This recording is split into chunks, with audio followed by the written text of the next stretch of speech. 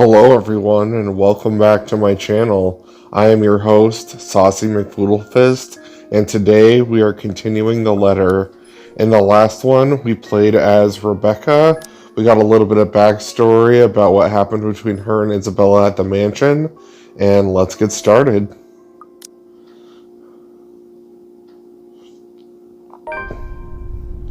The entire visit took a whole 24 minutes, and my trip to the mansion, as it turns out, is a useless endeavor in itself. Isabella's no longer there, left shortly before I arrived. Or, at least, that's what the few staff who saw her assumed. None of them knew where she went, but I can take a few guesses. There are only a number of places in Luxbourne she frequents, and, well, she's never been to the complex of this kind. It really doesn't take a genius to figure it out. Still, it's odd she left on her own. She could have at least waited for Miss Cooper. It would have saved her a need to pay the cab fare twice today. And right after she was told to stay put! I mean, who does that? Oh, sod off! You don't own the road! In the end, all Miss Cooper could give me were a string of apologies for my trouble and a request to let her know when I find Isabella. The whole affair didn't last long. I probably spent more time traveling back and forth. Soon enough, I'm weaving my way back down to downtown Luxbourne, worried sick, and on top of that, maybe a little annoyed. Whether at the unexpected turn of events or at Isabella herself, I'd rather not think about for now. Not when I'm already running late for Zachary's film. Besides, I'm perfectly sure that's where I'll find her. As one would expect, people are already gathered at the movie house when I get to it. The small avenue where it's located has been closed off early for any passing traffic to make way for the avid moviegoers who are sure to crowd the venue. I have to park almost a street away and walk the remaining distance because of it. Looking for them has taken a while in a crowd this big, but eventually I spot them near the entrance. Thanks to Zachary, mostly. And, like I've surmised, Isabella's with them. I knew it. Wasting no time, I march over to their little group. Words filled with concern tumble out of my mouth before I can stop myself. Isabella! Oh, thank goodness! Becca, you're just in time. An odd expression crosses her face as I hold it with both hands, but I ignore it in favor of getting a good look at her, forcing her to keep still and fix her gaze at me. Becca, you're squishing my face. How are you? Are you alright? Why wouldn't I be? There doesn't seem to be any visible injury, nor does she appear to be in pain. Apart from her confused frown at my questions, she looks pretty much like how she would any other day. Even so, you can't really tell those things with a first glance. The last time she got sick, she never bothered to call anyone, even me, who lives right next door. If I hadn't checked on her then, she probably would have died on her bed, with the rest of us none the wiser. It's one thing we laugh about for now, but moments like those also teaches you something about a person. If anything, it has given me more reason to constantly worry about her. At the moment, a familiar name comes up. I know my concerns right now aren't completely baseless. Rose called me earlier. Her expression swiftly changes, and gently as she can, Isabella pushes my hands away. Yet even before she says anything, I already have a hunch how the whole thing will play out. Oh, no, everything's good. Rose covered for me at work today. That's not what I'm talking about. How's your head? Then and there, the whole conversation goes down as I've imagined. She dodges my hand She dodges my hand when I reach for the back of her head, intending to check the said injury myself, even makes a show of hiding behind Zachary just to avoid me. Instantly, what's supposed to be a simple inquiry dissolves into a shameless game of tag. Shouting and chasing like none of us can be bothered to act like the full-grown adults that we're supposed to be. Including Ashton. I won't put it past Isabella, but Ash, out of everyone? In fact, if that stupid smirk on his face tells me anything, he finds the whole mess amusing. Oh, for the love of... Isabella, this isn't a laughing matter. She did look pale when I saw her. Wow, thanks a lot, Ashton, you traitor. I'll get you back for this, just you wait. What? I'm just saying it as it is. If you mentioned this earlier, we wouldn't be having this conversation right now. There's a moment's pause. My hand still in midair as my attention shifts to Ashton and the words he leaves hanging between the four of us. He doesn't meet my eye. I don't think he's even aware of what he said. But the meaning in each syllable alone is clear. And they echo. They sting. They burn. I'm sorry, saw her? Yeah, they arrived together. Bella looked fine to me then. I don't know. Of course. Of course. Why else would Isabella leave on her own after being told to stay put? After that little chat about money this morning? Something close to silence falls while I mull over their words, both what's already been said and what's left unspoken. When I do find my voice, it only reeks with nothing but bitter, unpleasant thoughts. Thoughts I quickly stamp out before they surface. Thoughts I hide the best I can in the deepest parts of my mind, locking it away for no one to see. Oh, that's good. At least she didn't have to travel alone, right? At least. Good. Yet, try as I might, the green-eyed monster easily rears its ugly head. Like it always does, every time his gaze lingers a second longer. Every time he smiles in a manner far too gentle, far too sincere, whenever he thinks no one can see. Every time my mind suggests his words mean more than they should. Every small, little thing. Despite what he says, despite his tone. Look, you guys.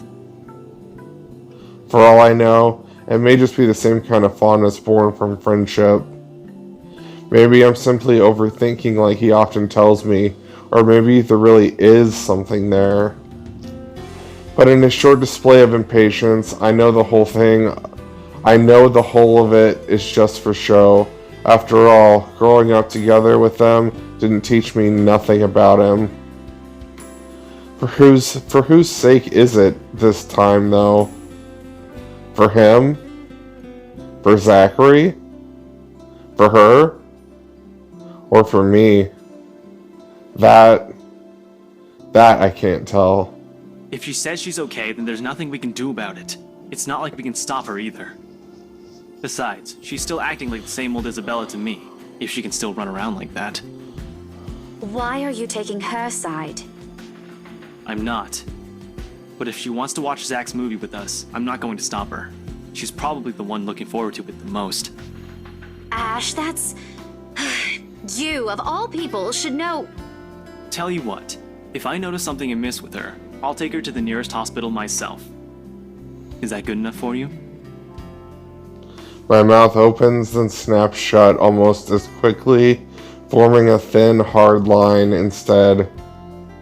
I can't respond, not because there's nothing to say. On the contrary, there's plenty, so many things I can use to reason and get him out to agree. But because he speaks with so much certainty, with much reassurance, it feels like there isn't even a choice. All I can give is a long, deep breath and a reluctant nod to face it. Before I can get a grip on myself and my own business, the mood immediately shifts and I'm being tackled with a hug. Thanks, Becca. It's always been you with him, isn't it? Did you say something? Me? Nothing. Don't mind me. A lie, obviously. What else can it be? Each and every smile, a tiny effort to keep things as they are, or so I tell myself. Little do I know, this is merely a preamble. It starts out quietly and without fanfare, amidst friendly jibes and harmless teasing, with a scrap of paper fluttering harmlessly to the ground. One that looks suspiciously like a cheap Halloween prank, no matter how you look at it. And yet, despite how ludicrous it all is, Isabella stubbornly insists, as if our whole life depends on acknowledging the truth in her story. Does she even realize how absurd she sounds now? Crivens, even my students wouldn't fall for this. Isabella, aren't you taking this a bit too far? She doesn't give me time to regret nor think over my choice of words. From there, it escalates, grows into an argument too petty even for our standards as adults. Before we know it, one after another, harsh, scathing words are spoken. It's not a joke! Will you guys listen to me first? I saw something in the house earlier. It stood right in front of me. If I hadn't gotten away, that thing might have... Right. And in broad daylight, Isabella. Even someone gullible would find the logic in that screwed up. There's also no way in hell that this supernatural shit is true. But it's real! What do you think I saw? A hallucination? A delusion? Didn't you say you fell down some stairs? So maybe Rebecca's right.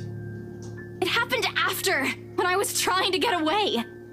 I almost got stuck in the same room with that thing. We're all in danger.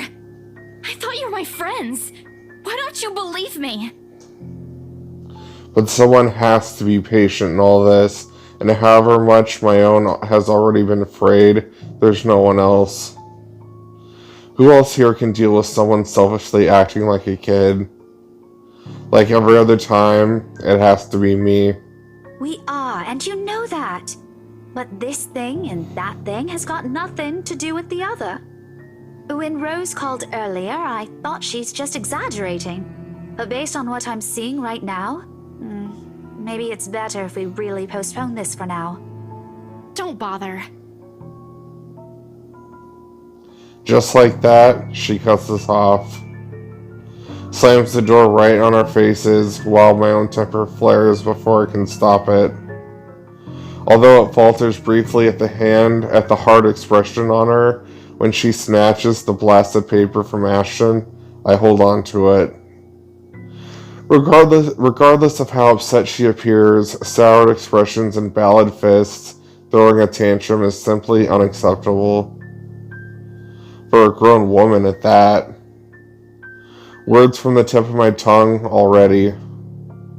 But before I can open my mouth and let it all out, her feelings and mistakes be damned, Zachary raises a voice of his own. Guys! A warning underneath the warm and hopeful beat in his voice. We all stop and look at him, and even my own anger subsides a little at his tone. Why don't we all calm down first? I'm sure Isabella has her reasons too. No need to be hard on her. And hey, ain't this supposed to be a happy get-together? To an outsider, it may sound like a desperate request, but Zachary has always been the one to keep a level head over petty squabbles. This time's no different. He knows what to say, and when he lets it fall, the only ring sharp is true. We haven't seen each other for months. I'd really love to know what y'all have been up to. I only ever get to talk to Bella over chat. Please. And as careful as he is with his own tone, it does make me feel ashamed. We're supposed to be here for him, give him a little support we can, yet here he is trying to keep 3 stubborn people from outright hashing it out in public. Later we can talk, and we'll talk about it, of course. There's a proper time and place, and at the moment, my anger and whatever reprimands it carries no longer matter. Besides me, Ashton appears to have already caught on. The lines on his shoulders ease to something much more relaxed, his expressions back to its usual nonchalance.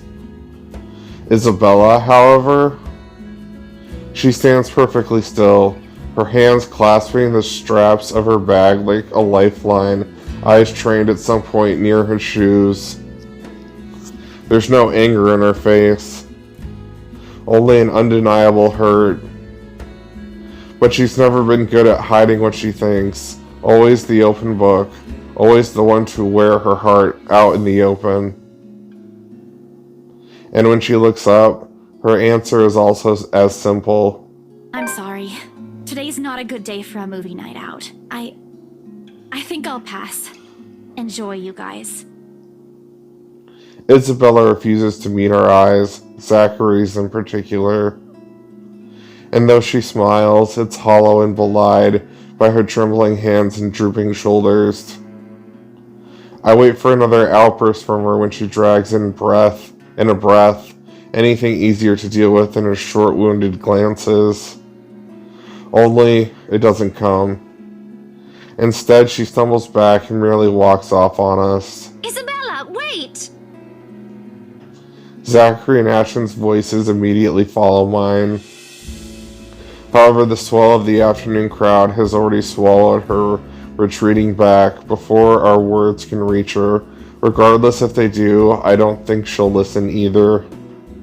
So exasperating. And here I was, thinking earlier how admirable she can be when she acts like her age. All because of one stupid piece of prank she can't let go of. Despite the tense, awkward air she leaves, none of us speaks or chases after her, even with my own frustration over the matter, even with Ashton's seeming indifference. Until Zachary's sharp exhale slices through the stiff atmosphere, and he voices out what we're likely to too proud to admit, given our natures. Really, guys? She walked out on us, Zachary. Can you believe her? Yes, I saw. But that ain't the point here.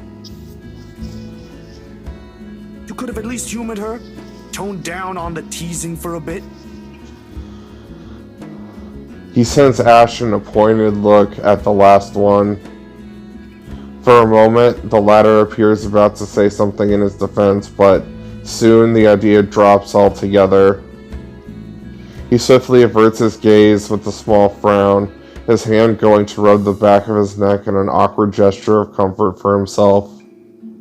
He knows Zachary's right, in more ways than one, and this is the closest we can get to him admitting he's wrong, but... You can't just tolerate that. If this is her idea of a joke, I fail to see what's so funny about it. She went overboard, Zachary. And then she goes home all upset, like we're the ones at fault here? Cut her some slack, please. We're all aware how she felt about the mansion in the first place, yeah? You don't really believe what's written on that paper, do you? No, but come on, Ash. You're the detective here. You must have noticed something we didn't. Hey, Zach, keyword detective. Police? Dealing with supernatural shit isn't in our training manual, if that's what you're trying to get at. I ain't. All I'm trying to say is, we all have our bad days. Give her the benefit of the doubt, okay? She was behaving like a child, Zachary. Ain't we all? Look, let's just hear her out next time, aight? Talk about it properly, preferably without anyone blowing a fuse. She won't be making a big deal out of this if she's in a better mood in the first place. Something else must have ticked her off at work. Just snowballed from there. Probably not something. A shadow passes over Ashton's eyes, his eyebrows furrowing in deep thought, but he tucks it all away before Zachary notices or I can ask her about it. Catching that look on him, however brief as it is, leaves me unsettled for some reason. It's something I'm not used to seeing in him. Someone, though. Oh, so you did do something. What? No! Why does it have to be me? You tell me. You used to be so friendly with each other. Now, every time you're in the same room, all you two seem to do is ruffle each other's feathers. What exactly happened, Ash? Nothing. Alright, and you're a much better cook than Sis. I didn't do anything. Really. You might be right, though. Something must have happened during the open house. There was a crowd, you know? It could have easily been one of their guests. Anyway, we should stop wasting time here. What's done is done. Let's just head inside. The movie's going to start soon. Ashton doesn't even wait as he shuffles inside, leaving Zachary and I staring after him. A diversion, if I've ever seen one. Frankly, I don't know what to make of that. Moments like this often blur the lines between those he prefers to keep at a distance and those he has to open up to. And sometimes it puts the question of how far he's willing to trust his own friends. Sure, his straight face whenever there's something in his mind is nothing short of impressive. For people he never bothered to let in, it's typical. No one will care, and that's exactly how he prefers it. He never did quite like the kind who meddles. But those who know him well, those he has allowed to get close, are bound to catch on, bound to grow concerned regardless of the things he wants to keep to himself. Especially with that look on his face earlier. What's with him? I was just pulling his leg. I'm sure it's just as he says. He would have said something by now if there's anything we should be concerned about. You know how he operates. All empty reassurances. I don't believe the words myself in the first place. There shouldn't have been a need to make these excuses for him. But it's obvious there's something that needs to be addressed as soon as I get the chance, and it can't be in the presence of other people, including Zachary. Oh, all 13 of my locks know exactly how. Don't hold it against him. Easy for you to say. He never does that to you guys. He knows his boundaries. And Belle would have probably hit him with that metal rolling pin she keeps, if he so much as thinks about it. Actually, I'm more surprised she hasn't done so yet. A short pause, like a switch that has been turned off, Zachary's jovial mood dies down. It doesn't take long for him to find his voice again, though the hesitance in it is apparent. Rebecca? About Bella earlier. Could you... Don't worry about her. Just enjoy your own movie for now. I'll check on her when I get home. Maybe I could even get the real story out of her. That'd be great. Thanks. Man, I was really hoping to watch this with all of you. We'll get another chance. It's not like we won't be seeing each other soon. We're living in the same city, for heaven's sake. Touché. Anyway, you should head into. Who knows what trouble Ash has gotten in there without us. Somebody should keep him in line. He's a grown man. He can take care of himself for a few minutes. What about you? Getting us some snacks. My treat, yeah? We've still got a few minutes to spare before they start. I'll catch up with you both soon. All right, but don't take too long. Just bottled water for me, if you're planning to get some drinks too. Right, gotcha. He gives my shoulder a light tap, then hurries over the snack bar. Briefly, I allow my gaze to linger past it, towards the far end of the street, in the same direction Isabella took off earlier. Searching, hoping, expecting to simply be standing among the passing crowd. That's everything just a bluff. Perhaps there'll also be an apology ready at the tip of her tongue and a promise to be more responsible with her actions next time. But much as I will it, there's no sign of her. After that little spat, it'll be foolish to even wait at this point. So with a sigh, I finally step inside. It's not the excited chatter that stops me once I'm in a small auditorium. Rather, it's the sheer lack of one. The hall's not completely empty, no. From where I'm standing, I can spot a couple of heads dotting the seats, some nodding, mostly engaged in cheerful conversation before the film starts. But the absence of a bigger audience and what few murmurs floating in the air only made the room seem a lot larger than it actually is. Surely this can't be all there is from that crowd outside. They had to close the whole street for this, didn't they?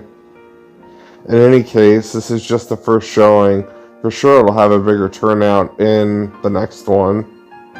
However, despite the reassurances, a pang of worry still hits me as I stride down the aisle, passing by rows and rows of empty seats in the search of Ash. I don't even want to think how Zachary would feel after all the effort he put into this. Though if there's still any comfort to find here, it's that there will be less of chances of loud interruptions, particularly from theater-goers lacking manners. And the fact that I'll be spending the evening with my friend in Ashton, a familiar warmth, one I've harbored longer than anything, immediately unfurls at my stomach, in spite of myself, in spite of all the reasons I've convinced myself of being here. Naturally, those are not lies. They never are. I'm here to give what little morale boost I can to lend to a friend. But I won't deny Ashton has been part of it too. Sometimes you simply can't say no, and once you realize logic's no longer at play, striking a fair balance with reason becomes harder. Trickier. It's not like I can simply ask myself to stop or forget a moment, can I? It doesn't work that way. Not after I've gone and loved the same person for 17 years. If only he'd look this way for once. If only he'd look this way for once. Even for a short, fleeting second. Then maybe. Okay, listen. I personally know the guy. He might be able to help. I can easily get in touch with him if you want, so... I thought we all agreed there'd be no what calls tonight. Pay up, Ash. That pizza fund box needs some cash. All he gives for an answer is a glance and a small smile, yet it still sends the heat swirling in my stomach rising up my cheeks. A feeling I instantly pull the reins in on as I take an empty seat next to him. Traitorous little thing, that smile. I don't think he's ever been aware of what it does to any woman who happens to catch sight of it. He wouldn't have thrown it out so casually otherwise. Then again, it's also one of those very few things he allows only people close to him to see. Sorry, just a sec, Becca. Hey, I gotta go? If you get this message, just let me know, okay? I'll free up my schedule if you want to check with him. No fees attached. I promise. Bye. Fees? You're not doing anything illegal, are you? You know me better than that. Inspector Abigail? Yeah. No! I am not losing that bet. Don't count on it. Oh, come on, Ash. It's not like it's going to put a dent in your paycheck. Which one is it? Officer Carl? Officer Benjamin? Hey, that's me. The chief? None of the above. And Chief hates it when I call him. Give it up. Ash stops a moment when I hold a hand up to him, the expression on my face expecting, although a smile threatens to break through at the baffled look spreading on his own. He resembles a lost child like this. Sometimes I forget we're the same age. What? Mobile. And why? Evidence, what else? You always preach they don't lie. Put your money where your mouth is. Show. He blinks once, then sighs, rather loudly at that, with every intention to let the whole auditorium know how tedious he finds this little black back and forth is. Just the same way, he raises the gadget up to my face, and before I can even read past a single letter, he swiftly slides it out of view and straight into his pocket. It's not work, I swear by my badge. Oh, just admit you didn't want to pay. You're a worse cheapskate than Belle. Becca, look at me. Tell me, does this face seem like it's lying to you? Maybe. Here's an idea then. Why don't you find a mirror and answer that yourself?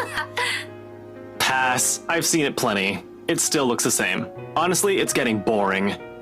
All right, suit yourself. Just remember, I'm not the one who got caught breaking a deal we all made. Really, Rebecca, it's not what you're thinking. A friend just needed help with the problem. It's nothing big enough that I'll run off on you two. Don't worry. It's a sign. Time to end this little banter. As fun as this chat has been, some lines he simply doesn't allow me to cross, regardless of the years we spent together, growing up together, that is. Especially with the short work he does. Of course, that doesn't mean I haven't tried. I still do from time to time, hoping that he'll at least share something more than substantial than the routine, vague answers. Occasionally he'll talk about it if we ask, but never in detail and only stuff we need to know. In case we need to look for a dead body, he joked one time. He doesn't repeat after a stern look for me, but it doesn't make the whole situation any less frustrating. Where's the big guy, by the way? He can't be missing from his own premiere. Food. Is there something you want? I could... Nah, it's good. He'll know what to get. Frankly, I'm more worried about him. Do you think Zach's gonna be okay with this? I don't need to follow where he directs his eyes next to know what he's talking about. I've seen it on my own, felt the exact same doubt. I honestly don't know. I only have a small idea of how these things work. But he put a lot of effort into this. Someone will certainly notice.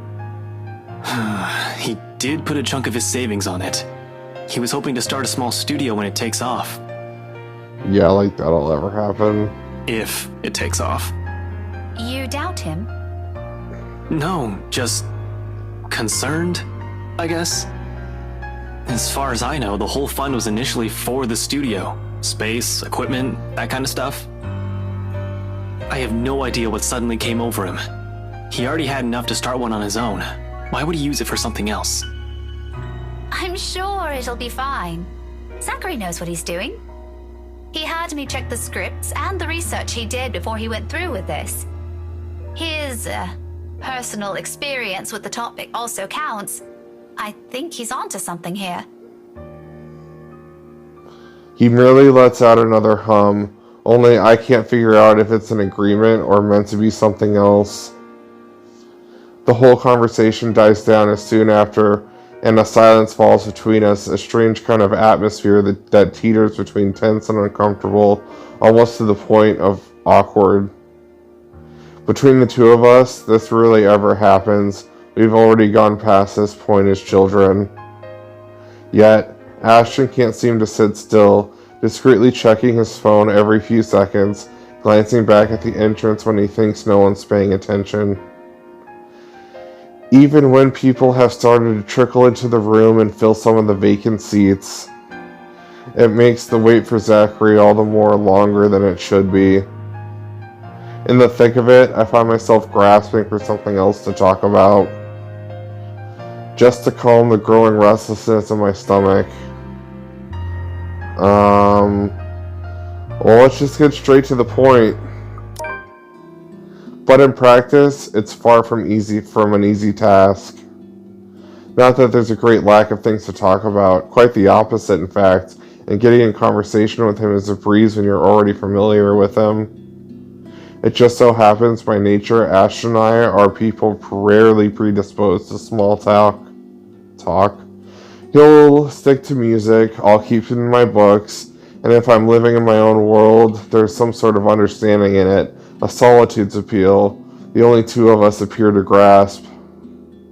Like this, we don't talk, the other company is almost always enough. That's why I believed in them anyway, or that's what I believed then, anyway. Until our small bubble grew to include more than just us, and little by little we've begun to move away from that tiny, quiet sanctuary. Somehow, words have ceased to be more than just a mere option after, and picking the right one is now a necessity. So, you were at the mansion? A question innocent enough, yet the air changes around him, almost palpably. And when his lips form a thin line and his jaw tenses, I know right away he has found the words I've chosen a huge bother to answer. It's not utterly unnerving. That's why the why confuses me. The careful tone he takes, even more so. Normally, I'll back away as soon as the mood around him shifts, before his response even comes, but the changes prod at the ugly feeling I've been feeling at bay. I've been keeping at bay since earlier. Somehow, whatever the answer will be, feels like it will state something more than just my curiosity. What about it? Oh, just wondering, I guess. It simply didn't cross my mind you'd be there, is all. I happened to pass by. Well, that's different. Your cases rarely ever take you out of Luxborn, don't they? What changed this time? What makes you think a case is the reason why I was out there? Maybe it's because you don't usually go out of town much? I could count on one hand the number of times you did in the past 5 years, you know. Only 5 times to be exact. Once on a trip to a nearby county where his father lives. Twice to stay at Zachary's grandparents for a weekend upon their invitation, and another to attend 2 of his mom's concert performances overseas. Basically, if he thinks it didn't concern him, he won't budge from where he's already made himself comfortable.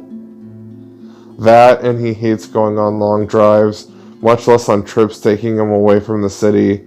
If he gives the impression of a lazy guy at first glance, well, that's exactly what he is. His little detour today, though, if it isn't for a case, then what else can it be?